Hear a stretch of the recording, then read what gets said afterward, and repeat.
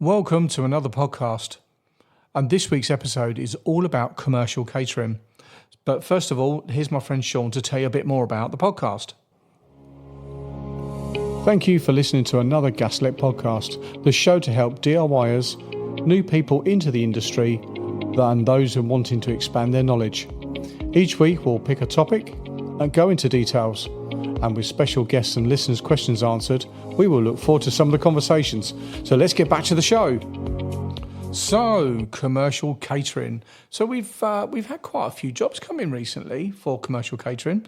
On the business, it's only just me at the moment that does it. So it's quite involved, really. It's a different set of rules around it all. But we've had a few mobile catering vans coming on board, which are always quite challenging usually. They'll always almost certainly use liquid gas LPG. So it's one thing people don't realise is that in mobile catering, LPG gas is actually the most expensive qualification to get. So you have to have your core gas, then you have to have your commercial, then you have to have your catering, then you have to have your LPG, and then you have to have your LPG generators to be able to certify every single part of the trailer. So that's 5 sections of gas to be able to go and do a burger van. So to fit a domestic boiler, you only need 1, but to do a burger van, you need 5. So it's actually a very expensive qualification to be able to do, and that's why a lot of people don't do it. So they'll do commercial catering, but they won't do commercial catering. Mobile. So yeah. So we've got a few new customers on board for mobile catering. We've got a few new restaurants that have come on board with us as well that we're looking after.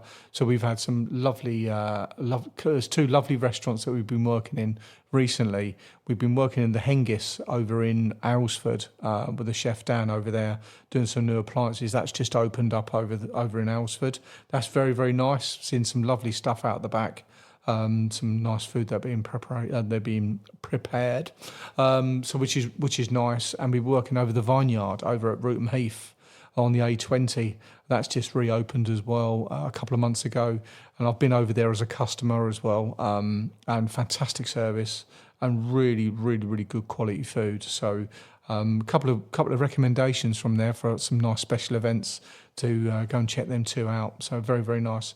We look after just your normal run-of-the-mill sort of restaurants and takeaways and stuff like that. So we do that as well. So what's the difference between commercial catering and your kitchen indoors, really? I think the biggest thing is, and the way I might comprehend it myself, is that if you've got a cooker indoors, even a range cooker, 6-burner, oven, grill, cooker, it's really designed to be cooking 1 family meal a day, 7 days a week. And that's really it.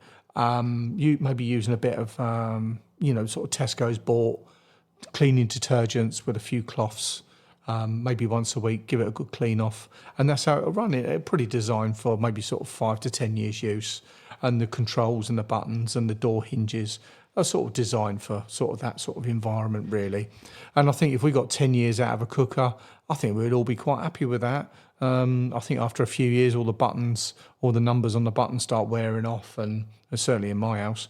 And that's the sort of design of the cooker.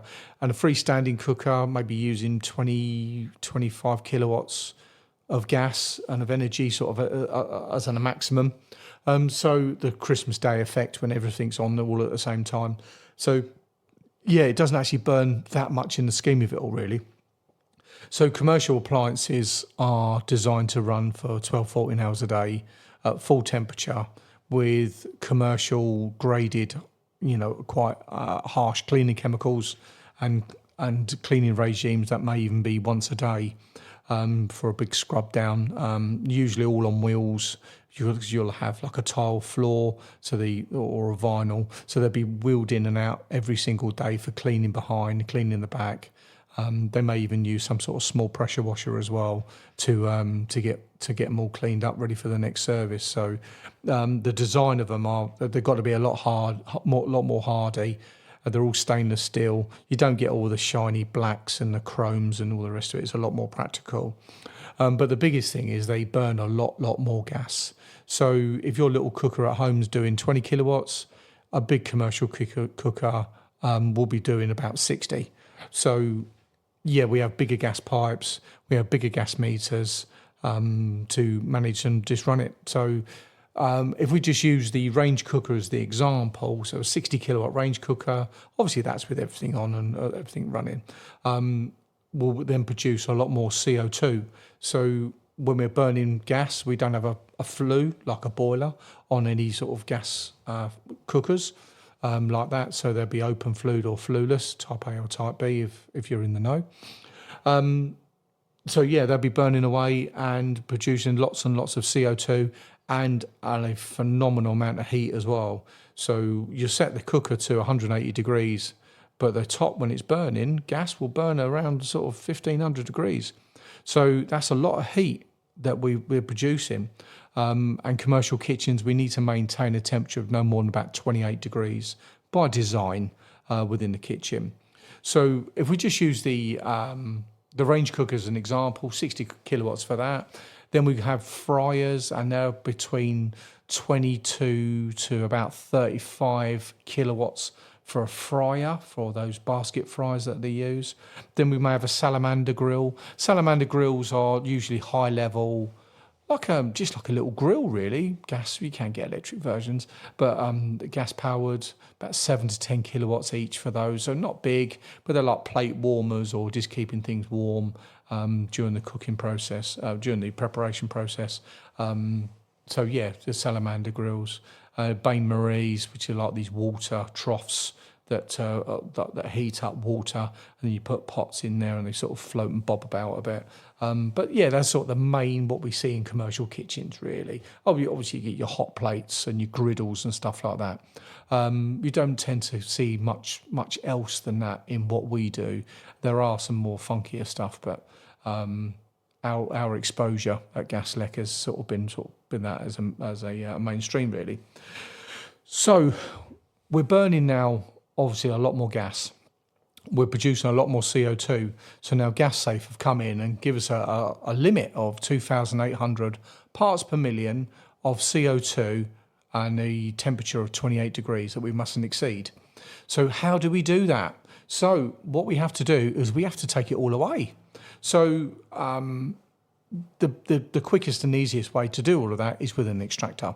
So they normally have those big metal extractors, we call them canopies, and they'll sort of cover the whole, what we call the suite. So all the appliances all pushed together, all covered, so they capture all of the heat and all the CO2, and so it's not spilling out the sides, and it just captures it all up inside the canopy.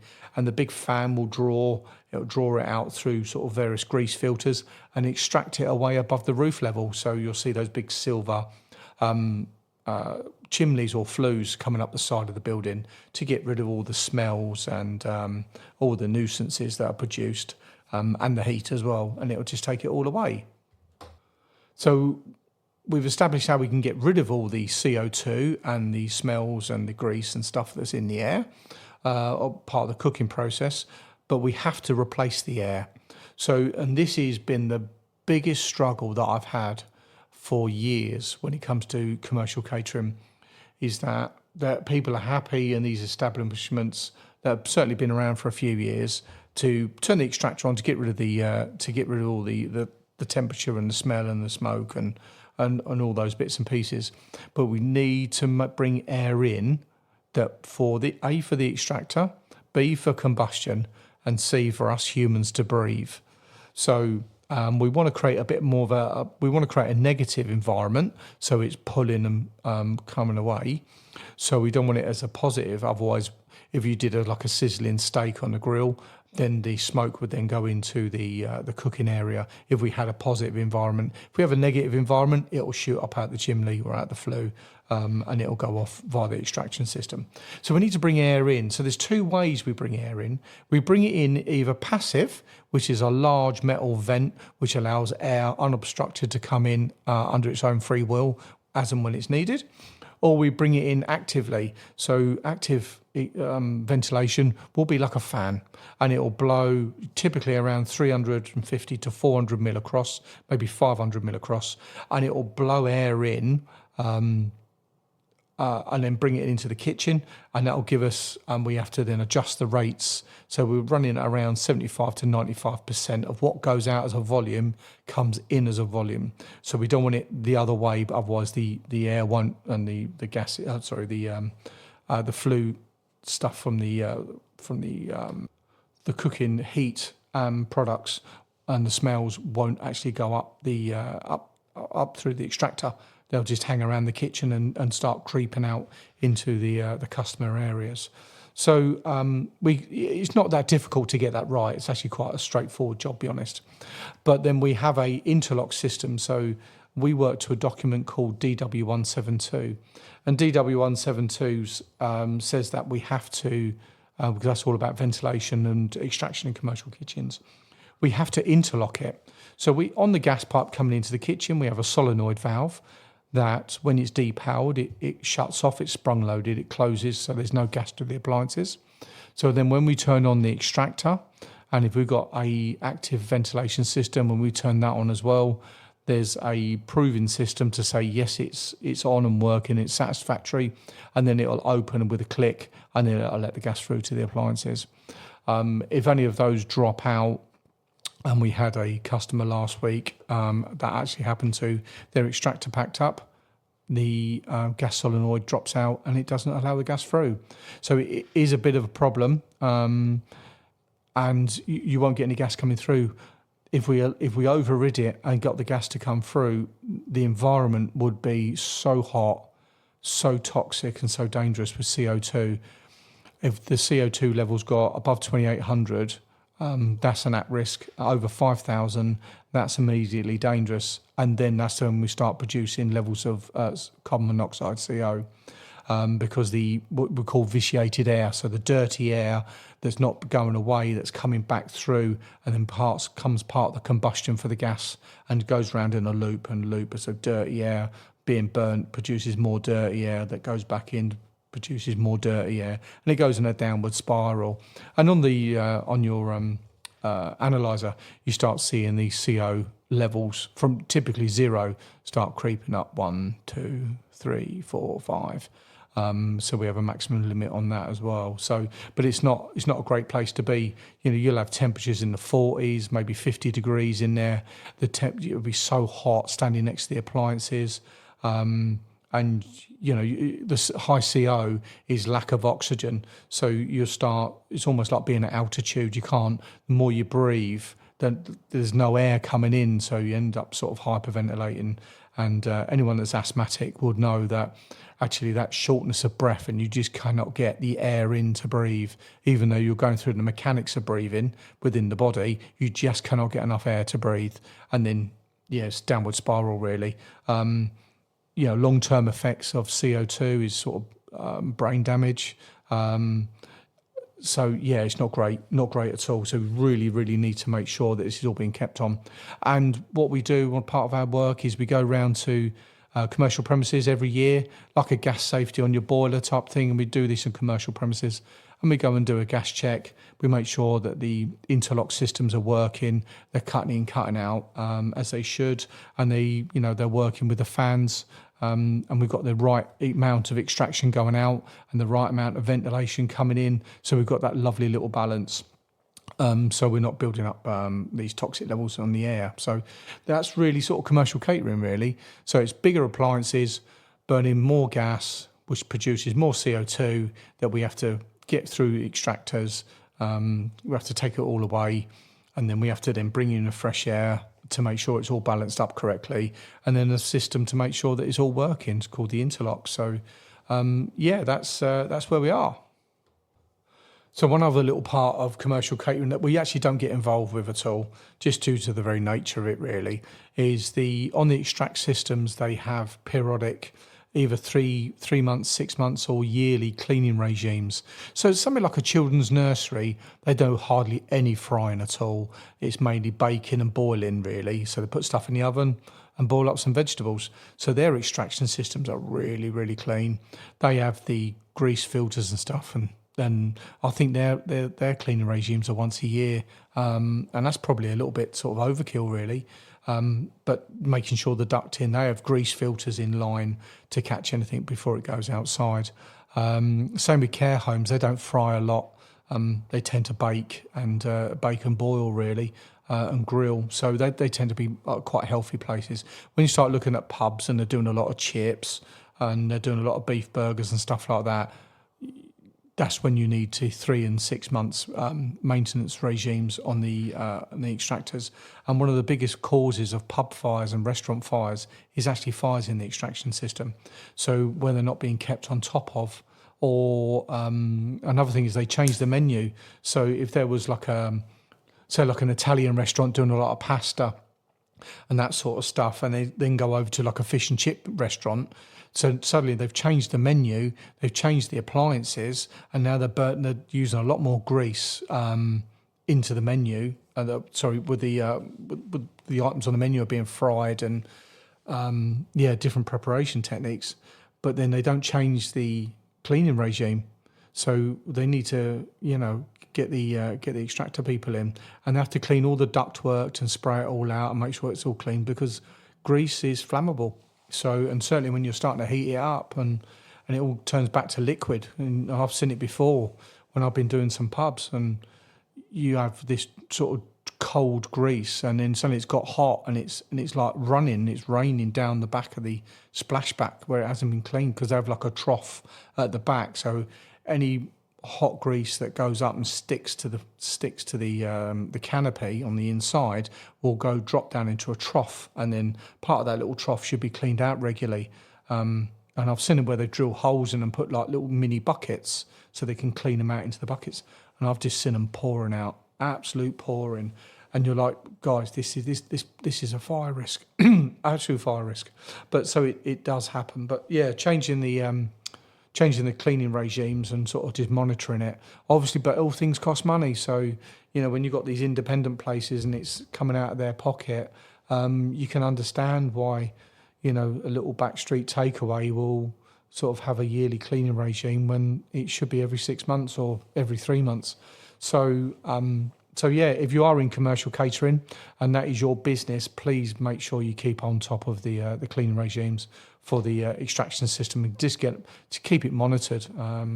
As you say, it's the biggest cause of fire, really, within all the canopies and the extractor ducting systems.